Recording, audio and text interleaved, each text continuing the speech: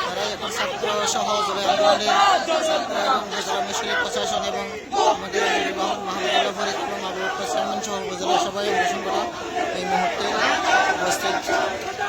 মুশকিল উপজেলা জেলা প্রশাসন সহ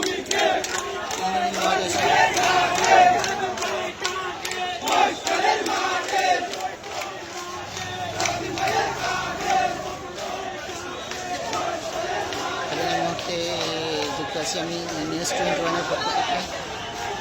আমি স্কুলের ছাত্রছাত্রীরা সবাই সহ উপস্থিত মুশকিল উপজেলা প্রশাসনের পক্ষ থেকে এই ইটা বাইর করা হয়েছে যেন মোহাম্মদ হেদায়েতুল্লাহ স্যার সহ